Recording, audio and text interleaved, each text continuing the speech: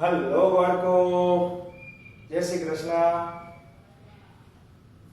આગળના લેક્ચરમાં આપણે પીએન જંકશન ડાયોડ ભણ્યા હતા અને ડાયોડને ડાયોડ એટલા માટે કહેવાય કે તેમાં પ્રવાહ એક તો એક જ દિશામાં વહન પામે છે, પ્લસ આ ડાયોડમાં બે ઇલેક્ટ્રોડ છે, એક પી પ્રકારનો અને એક એન પ્રકારનો. રાઈટ? હવે ધ્યાનથી બરાબર જુઓ, આપણે જે ભણી ગયા એની એ જ વસ્તુ રિપીટમાં છે, નવું કાંઈ આપણે ભણવાનું નથી. પણ આ બધા પ્રશ્નો એકબીજા સાથે બરાબર તાલમેલ ધરાવે છે, એટલે તમે અધવચારેથી ગમે ત્યારે વાંચવાની કે સમજવાની કે સાંભળવાનો પ્રયત્ન કરશો તો નહીં સમજાય. એટલે હંમેશા કન્ટિન્યુટીમાં કામ કરો. એટલે આ તમે અત્યારે ભણો એની પહેલા વિધાઉટ ફેલ આગળનું લેક્ચર વિધાઉટ ફેલ જોઈ લેવું, અને આગળના લેક્ચરમાં ન સમજાય તો એની આગળનું લેક્ચર જોવું પડે, કારણ કે આ બધું એકબીજા સાથે ગૂંથાયેલું છે, વણાયેલું છે. ઓકે? તો જ્યારે પી પ્રકારનો અર્ધવાહક અને એન પ્રકારના અર્ધવાહક વચ્ચેનું જોડાણ થાય, અત્યારે આ લીટી જે બતાવેલી છે એ વિસ્થિતિમાન લગાડવા માટેની છે. આપણે વિસ્થિતિમાન લગાડ્યું નથી, અહીંયા લગાડવાનું છે. એ લગાડવાનું છે એ પ્રશ્નો આપણા આના પછીના બે પ્રશ્નો છે, એકને કહેવાય ફોરવર્ડ બાયસ, એકને કહેવાય રિવર્સ બાયસ. પણ એની પહેલા અહીંયા કાંઈ લગાડ્યા પહેલાની આ સ્થિતિ છે. તો આ સ્થિતિમાં એન વિભાગમાંથી પી વિભાગમાં ઇલેક્ટ્રોનનું ડિફ્યુઝન થાય, વિસરણ થાય, ત્યારે ધીમે ધીમે કરતા જંક્શનની નજીકના વિસ્તારમાં એન વિભાગમાં હોલ એટલે કે ધન વિદ્યુતભાર ખુલ્લો થાય અને જંક્શનની નજીકના પી વિસ્તારમાં ઇલેક્ટ્રોન પહોંચી ગયા છે. અને આ જેટલા વિસ્તારમાં આવે એટલા વિસ્તારને ડિપ્લેશન સ્તર કહેવામાં આવે, એ પણ તમને બધાને ખબર છે. જ્યારે તોફાન પછીની શાંતિ સ્થપાય એટલે કે અહીંથી ઇલેક્ટ્રોન અહીંયા આવી જાય, ડિફ્યુઝન પૂર્ણ થઈ જાય, ત્યારે વિદ્યુતનું ક્ષેત્ર એન વિભાગથી પી વિભાગ તરફનું રચાય છે. એટલે કે એની ધ્રુવીયતા એવા પ્રકારની છે કે જેથી કરીને એન થી પી તરફનું ક્ષેત્ર સ્થપાય. અને તમને બધાને ખબર છે કે ક્ષેત્રની વિરુદ્ધ દિશામાં ઇલેક્ટ્રોન જવાનો પ્રયત્ન કરે. એટલે જે ઇલેક્ટ્રોન આ બાજુ આવ્યા હતા એ જ ઇલેક્ટ્રોન ક્ષેત્રની વિરુદ્ધ દિશામાં ફરીથી પાછા એન વિભાગમાં જવાનો પ્રયત્ન કરે, એને ડ્રિફ્ટ વહન કહેવામાં આવે. આવું જ્યારે ડ્રિફ્ટ વહન અને ડિફ્યુઝન સમાન બને ત્યારે સંતુલન સ્થપાય. અને જ્યારે સંતુલન સ્થપાઈ જાય ત્યારે જંક્શનની નજીકના વિસ્તારમાં એન વિભાગમાં ધન સ્થિતિમાન અને પી વિભાગમાં ઋણ સ્થિતિમાન હોવાને લીધે ધનનું સ્થિતિમાન વધુ હોય, ઋણનું સ્થિતિમાન ઓછું હોય, એટલે કે બંને વચ્ચે વીજ સ્થિતિમાનનો તફાવત સર્જાય. આ જે વીજ સ્થિતિમાનનો તફાવત છે, આ વીજ સ્થિતિમાનનો તફાવત જે અહીંયા રચાણો, એ વિસ્થિતિમાનના તફાવતને કારણે હવે ઇલેક્ટ્રોન છે એ એન વિભાગમાંથી પી વિભાગમાં આવતા બંધ થઈ જતા હોવાને કારણે ત્યાં એક પ્રકારનું બેરિયર રચાણું એમ કહેવાય. શું કહેવાય? બેરિયર રચાણું. બેરિયર મતલબ અવરોધાનો વધી ગયો, એટલે કે હવે ઇલેક્ટ્રોનનું ડિફ્યુઝન અને ડ્રિફ્ટ બંને બંધ થઈ જશે. ત્યારે આ બંને વચ્ચે જે વિસ્થિતિમાનનો તફાવત સર્જાય એ વિસ્થિતિમાનના તફાવતને શું કહેવામાં આવે છે? બેરિયર પોટેન્શિયલ અથવા ડિપ્લેશન બેરિયર. બેરિયરનો મતલબ રોકવું, એને અહીંયાથી છતાં રોકશે. તો આટલો જે વિસ્તાર છે, ડિપ્લેશન સ્તરનો વિસ્તાર છે, એમાં જે વિસ્થિતિમાનનો તફાવત બને એનું નામ જ બેરિયર પોટેન્શિયલ છે. પોટેન્શિયલ એટલે વિદ્યુત વિભવ, બરાબર? અને બેરિયર એટલે અહીંયા એનું એવું બેરિયર ખડું થઈ જાય કે સંતુલન સ્થિતિમાં વહન થતું નથી. બરાબર? તો આ બે શબ્દોની સમજૂતી માટે આપણે આ આકૃતિની જરૂર હતી. આ જ આકૃતિ પાછી તમારી ફોરવર્ડ બાયસ અને રિવર્સ બાયસમાં પણ આવશે. બંને પ્રશ્નો ઘણી વખત આના પછીના ફોરવર્ડ અને રિવર્સ અલગ અલગ પણ પૂછાય અને બે સાથે પણ પૂછાય. મોટે ભાગે અલગ જ પૂછાતા હોય. તો આ જ આકૃતિની મદદથી તમે ફોરવર્ડ બાયસ સમજી શકશો. તો સૌથી પહેલા આપણે ફોરવર્ડ બાયસને સમજવાનો પ્રયત્ન કરીએ. બરાબર? તો ફોરવર્ડ બાયસ કેને કહેવામાં આવશે? ખાલી એક સાદી વ્યાખ્યા, પછી પાછું સમજાવવાનો છું. ફોરવર્ડ બાયસમાં બીજું કાંઈ નહીં કરવાનું. P વિભાગ સાથે અહીંયા બેટરીનો ધન છેડો અને આ N વિભાગ સાથે બેટરીનો ઋણ છેડો જોડવામાં આવે તો બનતા જોડાણને ફોરવર્ડ બાયસ કહેવાય. અને એનાથી ઉલટું કે P વિભાગ સાથે અહીંયા ઋણ છેડો અને N વિભાગ સાથે ધન છેડો જોડવામાં આવે તો તેને રિવર્સ બાયસ કહેવામાં આવે. તો રિવર્સ બાયસમાં શું થાય, ફોરવર્ડ બાયસમાં શું થાય, ફોરવર્ડ બાયસની અંદર કેવા પ્રકારના કાર્ય થશે, શું મળશે આપણને, અને રિવર્સ બાયસમાં શું થશે, એ બાબત આપણે આના પછીના ક્વેશ્ચનમાં ભણવાની છે. પણ અત્યારે મેં તમને સિમ્પલ સમજાવી દીધું કે આ છેડા આપણે સુકામીને દોરેલા છે. Alright, clear? હવે હું લખી દઉં છું. નાનો પ્રશ્ન છે. યસ બાળકો, પીએન જંકશનમાં ઇલેક્ટ્રોન N થી P વિભાગમાં જતા હોવાથી N વિભાગમાં ધન અને P વિભાગમાં જંકશનની નજીક ઋણ સ્થિતિમાન સ્થપાય. તેથી તેઓ વચ્ચે વિસ્થિતિમાનનો તફાવત સર્જાય છે. તેને લીધે વિદ્યુત ક્ષેત્ર N થી P તરફનું સ્થપાય અને આ ક્ષેત્ર પ્રબળ બને ત્યારે ઇલેક્ટ્રોન હોલ ડિફ્યુઝન અટકે છે. એટલે કે આ બાજુથી આ બાજુ ઇલેક્ટ્રોનનો પ્રવાહ હવે આવતો નથી અને સંતુલન સ્થિતિ સ્થપાઈ જાય છે. આકૃતિ B માં સંતુલન સ્થિતિમાં PN જંકશન અને તેની આસપાસ એટલે કે N અને P વિભાગનું વિસ્થિતિમાન દર્શાવેલું છે. આ વિભાગનું વધુ છે, આનું ઓછું છે, કારણ કે અહીં ઋણ છે, અહીંયા ધન છે. N વિભાગ ધન બને છે અને P વિભાગ ઋણ બને છે. તેથી N નું સ્થિતિમાન P ના સ્થિતિમાન કરતા કેવું હોય છે? વધુ હોય છે. અને એની વ્યાખ્યા કે N થી P તરફની ઇલેક્ટ્રોનની ગતિનો વિરોધ કરતા વિસ્થિતિમાનને બેરિયર પોટેન્શિયલ કહેવાય. જે ડિપ્લેશન વિસ્તારમાં મળતું હોવાથી તેને ડિપ્લેશન બેરિયર પણ કહેવામાં આવે છે. આ ડિફ્યુઝન અટકવાનું કારણ મેં તમને આગળના ક્વેશ્ચનમાં કીધું હતું કે વિદ્યુત ક્ષેત્રની વિરુદ્ધ દિશામાં ઇલેક્ટ્રોન જાય. તો હવે ડિફ્યુઝનને કારણે તો ક્ષેત્રની દિશામાં જાય છે. રાઈટ? ઓકે, તો લખી લ્યો બાળકો. બહુ નાનો પ્રશ્ન છે.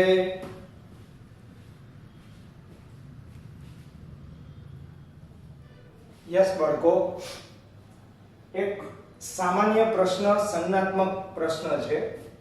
તો ઘણી વખત MCQ માં પણ પૂછાતો હોય છે. તો જોઈ લો બરાબર. અર્ધવાહક ડાયોડ સમજાવો. આપણે સમજી ગયા એ જ વસ્તુ છે, પાછી સમજવાની છે. અર્ધવાહક ડાયોડ મૂળભૂત રીતે તો બાહ્ય વોલ્ટેજ લગાડવા માટેના છેડા પર ધાત્વિક જોડાણ ધરાવતું PN જંકશન છે. આપણે અત્યાર સુધી ભણ્યા એમાં ઓન્લી PN જંકશન જ ભણતા હતા. પણ આપણો હેતુ ખાલી PN જંકશનને ભણવાનો નથી. આપણે આ બાજુનો છેડો અને આ બાજુના છેડાની વચ્ચે બેટરી જોડવાની છે. મતલબ કે વોલ્ટેજ લગાડવાના છે. વોલ્ટેજ બે રીતે લગાડી શકાય, એ પણ આપણે હમણાં જ ભણશું. આકૃતિ A અને B માં અનુક્રમે અર્ધવાહક ડાયોડ, આ ઓરિજિનલ ડાયોડની આકૃતિ છે અને તેની સંજ્ઞા આપેલ છે. બાજુમાં તેની સંજ્ઞા છે. અને મોટે ભાગે કોઈ પણ મોટા ઇલેક્ટ્રોનિક્સ પરિપથમાં આ આકૃતિ દોરવામાં નથી આવતી, પરિપથ સંજ્ઞા દોરવામાં આવે છે. અને આકૃતિ B માં તીરની દિશા જે બતાવેલી છે એ ડાયોડ ફોરવર્ડ બાયસમાં હોય ત્યારે રૂઢિગત પ્રવાહની દિશા દર્શાવે છે. ડાયોડના બે છેડા વચ્ચે બાહ્ય વોલ્ટેજ V લગાડી અને સંતુલન બેરિયર પોટેન્શિયલ બદલી શકાય છે.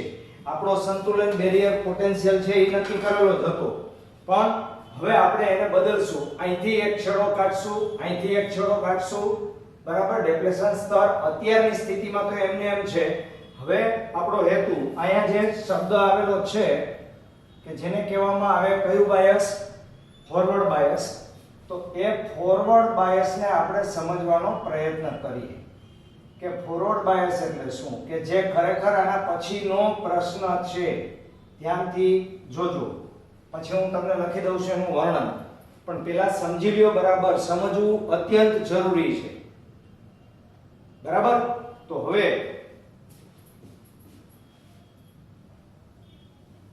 આકૃતિમાં સમજવા માટે હું ફેરફાર કરું છું, એ ધ્યાનથી બરાબર જોજો.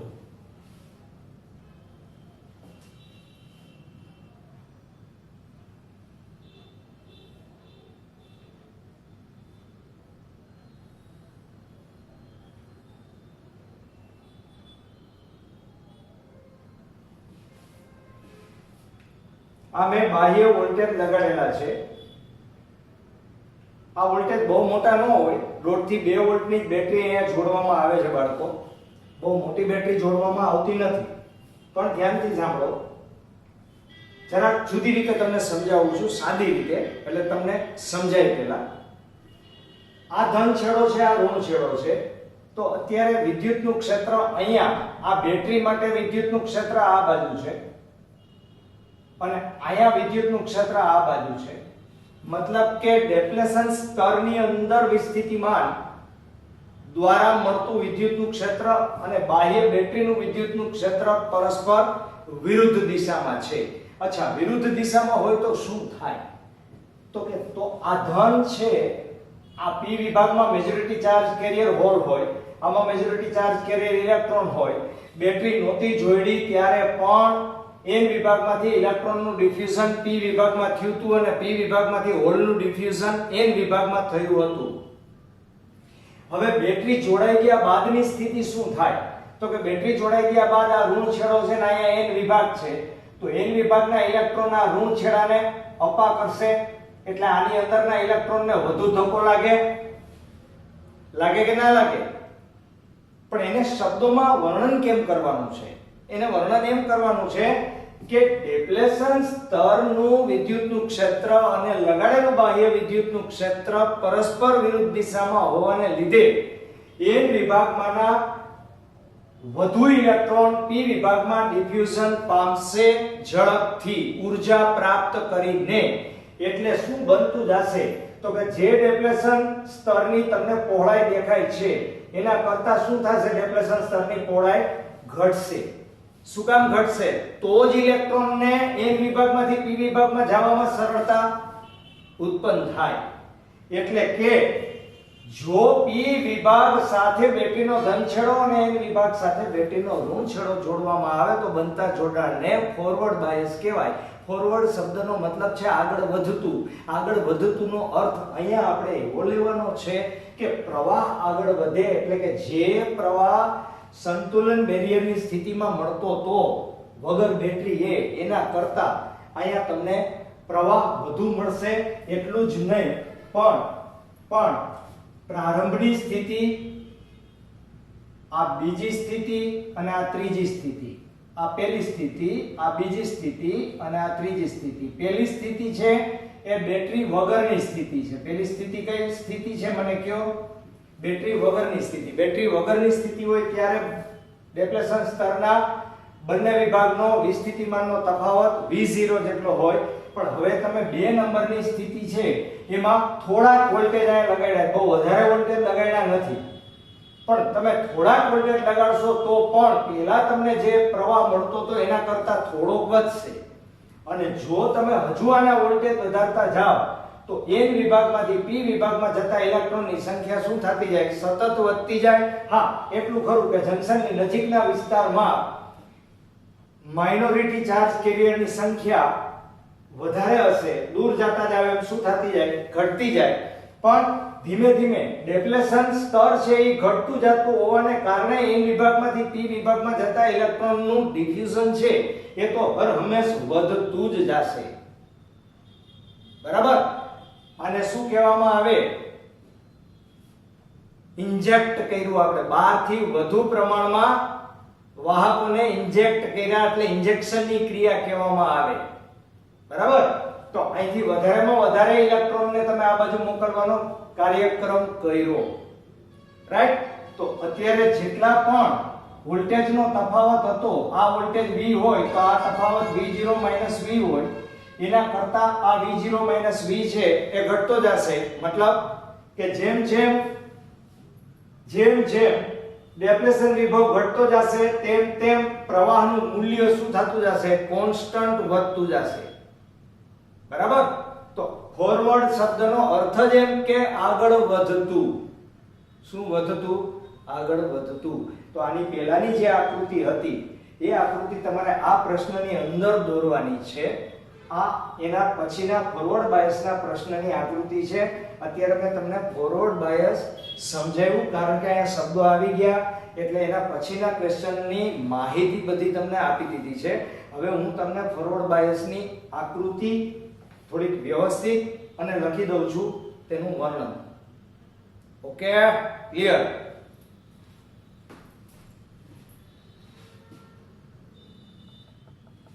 યસ બાળકો, ફોરવર્ડ બાયસ સામાન્ય રીતે તમને 3 કે 4 માર્કની અંદર ક્વેશ્ચન પૂછાય, પણ વચ્ચે વચ્ચે જે એમસીક્યુ ની અંદર પૂછી શકાય એવા પોઈન્ટ પણ તમને સમજાવું છું એટલે ધ્યાનથી સાંભળજો.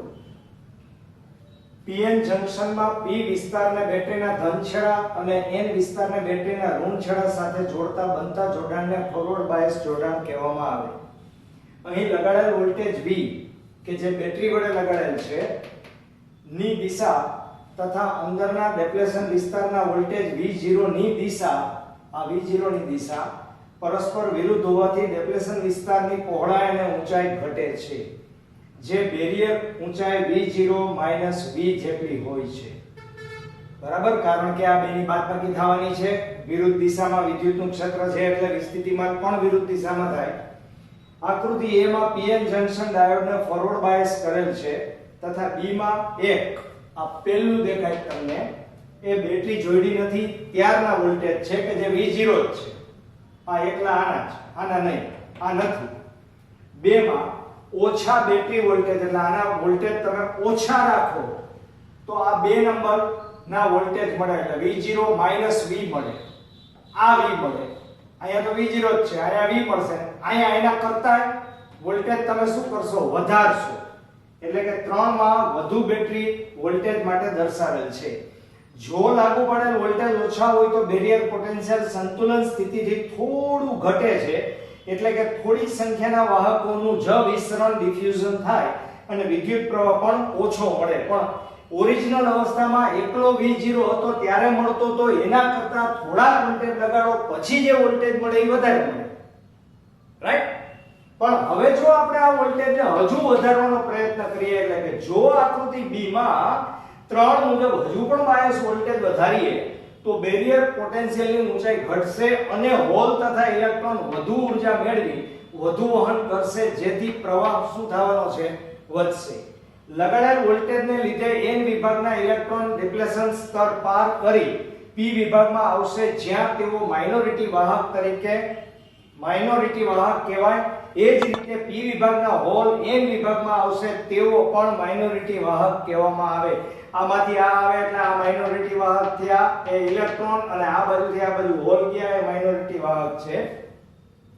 આ પ્રક્રિયાને માઇનોરિટી વાહક ઇન્જેક્શન કહેવામાં આવે. ઇન્જેક્ટ કર્યા આપણે વોલ્ટેજ લગાડી અને અહીંથી આ બાજુનું ઇન્જેક્શન લગાવ્યું અને વોલ્ટેજ લગાડીને આ બાજુથી આ બાજુનું ઇન્જેક્શન પણ લાગી ગયું. આ બાજુથી આ બાજુનું ઇન્જેક્શન લાગ્યું એ હોલનું ઇન્જેક્શન લાગ્યું અને આ બાજુથી આ બાજુ લાગ્યું એ ઇલેક્ટ્રોનનું ઇન્જેક્શન લાગ્યું. રાઈટ?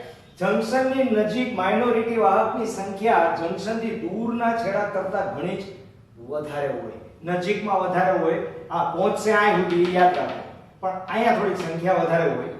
સંખ્યા ઘનતાના આ તફાવતને લીધે p તરફ દાખલ થયેલ ઇલેક્ટ્રોન જંક્શનથી દૂરના છેડા સુધી અને n માં દાખલ થયેલ હોલ એ જ રીતે જંક્શનથી દૂરના છેડા સુધી પહોંચે છે, પહોંચી જાય છે છેડા સુધી.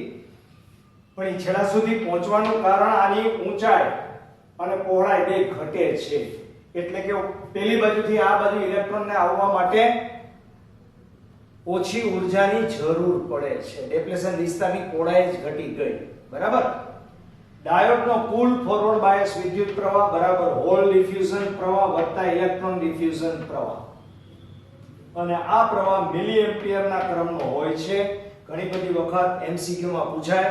એટલે કે ફોરવર્ડ બાયસમાં મળતો વિદ્યુત પ્રવાહ કયા ક્રમનો હોય? તો કે મિલી એમ્પિયરના ક્રમનો હોય. રિવર્સ બાયસની અંદર આપણે આના પછીનો ક્વેશ્ચન ભણશું. એમાં પ્રવાહ માઇક્રો એમ્પિયરના ક્રમનો હોય, રાઈટ? તો લખી લેજો બાળકો, રાઈટ? અને પાછું તૈયાર કરી અને મોઢે પણ લખજો તો જ યાદ રહેશે. ઓકે?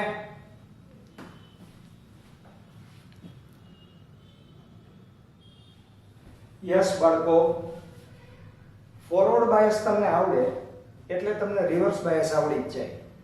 આ ધ્યાન રાખો. ફોરવર્ડ બાયસમાં જે ક્રિયા થાય એના કરતા બિલકુલ ઉલટી ક્રિયા રિવર્સ બાયસમાં થાય. એટલે ફોરવર્ડ બાયસને જો તમે મગજમાં ઉતારી લ્યો તો રિવર્સ બાયસ સમજવામાં તમને મુશ્કેલી ઓછી પડે. તો આપણે ફોરવર્ડ બાયસ તો સમજી લીધું. હવે રિવર્સ બાયસમાં જુઓ, એના કરતા બિલકુલ ઉલટી ગંગા. આકૃતિ ઉપર નજર કરો, અહીંયા છેડા ચેન્જ થઈ ગયા.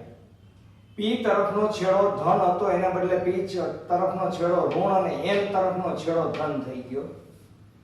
જો આવા પ્રકારનું જોડાણ હોય તો તેને રિવર્સ બાયસ જોડાણ કહેવાય. મતલબ કે PN જંકશન ડાયોડના P વિભાગને બેટરીના ઋણ છેડા સાથે અને N વિભાગને બેટરીના ધન છેડા સાથે જોડતા બનતા જોડાણને રિવર્સ બાયસ જોડાણ કહેવામાં આવે. અહીં લગાડેલ વોલ્ટેજની દિશા, આ લગાડેલા વોલ્ટેજ એની દિશા આમ છે અને અંદરના ડેપ્લેશન સ્તર વિસ્તારના જે વોલ્ટેજ બેટરી લગાડ્યા પહેલા હતા એની દિશા પણ વિદ્યુત ક્ષેત્રની આ બાજુ છે. એટલે કે આ બે એકબીજાની સહાયકારી સ્થિતિમાં છે. સહાયકારી સ્થિતિનો મતલબ કે બંને એકબીજાને મદદ કરે. મદદ કરે એનો અર્થ એમ થયો કે અહીંયા N વિભાગ છે ત્યાં ધન છેડો છે, P વિભાગ છે ત્યાં ઋણ છેડો છે. તો શું થાય? બે બાજુથી ખેંચાય ને. દેશી રીતે વિચારો તો બે બાજુથી ખેંચાય અને ખેંચાવાને કારણે શું બનશે કે લગાડેલ વોલ્ટેજની દિશા બેરિયર પોટેન્શિયલની દિશામાં જ હોવાથી બેરિયરની પહોળાઈ અને ઊંચાઈમાં વધારો થાય. એટલે આ જે છે એમાં શું થાય? આમ વધારો થાય, આમ પણ ઊંચાઈ વધે. અને જો એ વધી જાય તો શું થાય મને કયો? ફોરવર્ડ બાયસમાં ઘટતું હતું તો ઇલેક્ટ્રોનને જવામાં ઓછી ઊર્જાની જરૂર પડતી હતી, હોલને આ બાજુ ડિફ્યુઝ થવામાં ઓછી ઊર્જાની જરૂર પડતી હતી. પણ રિવર્સ બાયસમાં આ ડેપ્લેશન સ્તરની ઊંચાઈ અને પહોળાઈ બંને વધતી હોવાથી N વિભાગમાંથી P વિભાગમાં, P વિભાગમાંથી N વિભાગમાં અનુક્રમે ઇલેક્ટ્રોન અને હોલને ડિફ્યુઝ થવામાં વધારે ઊર્જાની જરૂર પડશે. બરાબર? અને એની ઊંચાઈ વધે, પરિણામે બેરિયર ઊંચાઈ ઓલી V0 માઈનસ V થતી હતી એને બદલે V0 પ્લસ V જેટલી થાય. મતલબ કે તમારી આકૃતિમાં જુઓ, ઓરિજિનલ બેટરી લગાડ્યા પહેલાના વોલ્ટેજ V0 હતા એવી સ્થિતિમાં, પણ બેટરી જોડ્યા પછીના વોલ્ટેજ તમારો આ બગડો અધર વયો ગયો. મતલબ કે વોલ્ટેજ વધી ગયા. વધી ગયાનો મતલબ એમ સમજવાનો કે ઇલેક્ટ્રોનને આ બાજુથી આ બાજુ, હોલને આ બાજુથી આ બાજુ જવામાં ઘણી બધી ઊર્જાની જરૂર પડે. આકૃતિ A માં ડાયોડને રિવર્સ બાયસમાં દર્શાવેલ છે અને B માં બાયસની અસર હેઠળ બેરિયર પોટેન્શિયલ દર્શાવેલ છે. વળી ડેપ્લેશન સ્તરની પહોળાઈ અને ઊંચાઈ વધતા ડિફ્યુઝન પ્રવાહ ફોરવર્ડ બાયસ માં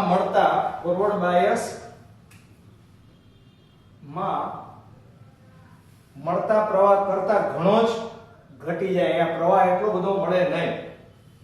જંકશન પાસેના વિદ્યુત ક્ષેત્રની દિશા એવી હોય છે કે જેથી જો P તરફના ઇલેક્ટ્રોન કે N તરફના હોલ જંકશનની નજીક આવે તો તે મેજોરિટી વિસ્તાર તરફ ધકેલાય છે. પોતપોતાના મેજોરિટી વિસ્તાર તરફ મંડે જાવ, ઉલટી ગંગા હાલે, ડ્રિફ્ટ ગતિ. એટલે કે અત્યારે P વિભાગમાં માઇનોરિટી ઋણ છે, N વિભાગમાં માઇનોરિટી હોલ છે, પણ આ માઇનોરિટી અહીંયા રહેવાને બદલે અહીંયા આવી જાય, આની માઇનોરિટી અહીંયા રહેવાને બદલે વાં આવી જાય. જંકશનની નજીકના વિસ્તારમાં ઉલટી ગંગા થવા માંડે. બરાબર? ટૂંકમાં આપણે બેટરી નહોતી લગાડી ત્યારે જેટલું ડિફ્યુઝન થતું હતું N થી P, P થી N એના કરતા ઉલટું ડિફ્યુઝન થવા લાગે. બરાબર? નજીક આવે તો તે મેજોરિટી વિસ્તાર તરફ ધકેલાય. આમ અહીં માઇક્રો એમ્પિયરના ક્રમનો પ્રવાહ ડ્રિફ્ટને લીધે મળે છે. આ બાબત ખાસ ધ્યાન રાખજો, કારણ કે MCQ માં પણ પૂછી શકાય. ડાયોડનો રિવર્સ બાયસ પ્રવાહ લગાડેલ વોલ્ટેજ ઉપર ખાસ આધાર રાખતો નથી. ખાસ આધાર થોડોક રાખે આધાર, પણ ખાસ આધાર રાખતો નથી. એટલે કે થોડાક વોલ્ટેજ તમે અહીંયા લગાડી દીધા હોય તો માઇનોરિટી વાહકોને જંકશનની એક બાજુથી બીજી બાજુ લઈ જવા પૂરતો હોય છે. એટલે કે ઓરિજિનલ જે બેરિયર પોટેન્શિયલ બન્યું હતું, ઓરિજિનલ ડેપ્લેશન સ્તર હતું, એ સ્તરને કારણે જે n માંથી p વિભાગમાં ઇલેક્ટ્રોન આવતા હતા એની ઊંધી ગતિ ડ્રિફ્ટ ગતિ થઈ અને ફરીથી પાછો ઓરિજિનલ n અને p એટલે સૌ પોતપોતાના મેજોરિટી વિસ્તારમાં વયા જાય. અમુક રિવર્સ વોલ્ટેજ સુધી પ્રવાહમાં ખાસ વધારો નથી થતો. ધારો કે તમે અહીંયા 2 વોલ્ટ લગાડ્યા તો 2 વોલ્ટમાં પ્રવાહ તમને માઇક્રો એમ્પિયરના ક્રમનો તો મળે જ છે, પણ થોડો ધીમે ધીમે મળે. આપણે આના પછીનો ક્વેશ્ચન એ આલેખ વાળો ભણવાના છીએ. પણ અમુક રિવર્સ વોલ્ટેજે તમે પહોંચો એટલે એકદમ અંદરના બધા જ કોવેલેન્ટ બોન્ડમાં ભંગાણ સર્જાય અને એકદમ ઝડપથી પ્રવાહ વધવાની શરૂઆત થાય. જો પ્રવાહનો મોટો વધારો નથી થતો, યાદ રાખજો પ્રવાહ તો માઇક્રો એમ્પિયરના ક્રમનો જ છે, પણ એની સ્પીડ સારી એવી વધી જાય. એટલે કે પ્રવાહમાં ખાસ વધારો થતો નથી, પરંતુ જે રિવર્સ વોલ્ટેજ થી પ્રવાહમાં ઝડપી વધારો થાય છે તે વોલ્ટેજને બ્રેકડાઉન વોલ્ટેજ VBR કહેવાય છે. બરાબર? આ વોલ્ટેજ થી થોડા વોલ્ટેજનો વધારો પણ વિદ્યુત પ્રવાહમાં બહુ મોટો ફેરફાર કરે છે. પહેલા તમે ધારો કે 2 વોલ્ટ રાખ્યા, 3 વોલ્ટ રાખ્યા, 4 વોલ્ટ રાખ્યા તો 4 વોલ્ટ સુધી પ્રવાહમાં ખાસ વધારો ન થયો. પણ તમે જેવા 5 વોલ્ટે પહોંચો કે 10 વોલ્ટે પહોંચો, 10 વોલ્ટે એકદમ ઝડપથી વધારો થાય, પછી વોલ્ટેજ વધારવાનો સમય જ રહેતો નથી. એટલે કે પછી 10 વોલ્ટેજે જે વધારો થઈ ગયો એ 11 વોલ્ટેજે તો ક્યાંનો ક્યાં બહુ મોટો ફેરફાર દર્શાવે. એટલે કે પછી વોલ્ટેજનો ફેરફાર તમારે ઓછો કરવો પડે. શરૂઆતમાં તમે ઝાઝા બધા વોલ્ટેજનો ફેરફાર કરો તો પણ પ્રવાહ ના વધતો હોય. આમ જો રિવર્સ બાયસમાં મળતા વધુ પ્રવાહને નિયંત્રિત કરવામાં ન આવે તો ડાયોડ ખૂબ જ ગરમ થઈને નાશ પામે. આ બાબત ફોરવર્ડ બાયસને પણ લાગુ પડે, કારણ કે આની લિમિટ તો હોય કે આપણે પ્રવાહની લાલચમાં વધુ બેટરીના વોલ્ટેજ લગાડી દઈએ તો એ ડાયોડ ઉડવાના ચાન્સીસ પૂરેપૂરા હોય છે. ઓકે બાળકો, નાઉ ક્લિયર? લખાઈ જશે અને બરાબર યાદ રાખો, આળસ ન કરો અને લખીને બરાબર તૈયાર કરો. આ બધા ક્વેશ્ચન આન્સર જ છે. તમને મેં પહેલા જ કીધું હતું કે આ ચેપ્ટર થિયોરેટિકલ ચેપ્ટર છે. ઓકે, ચાલો આજે આટલું જ. જય શ્રી કૃષ્ણ. આવતીકાલે પાછા મળીએ.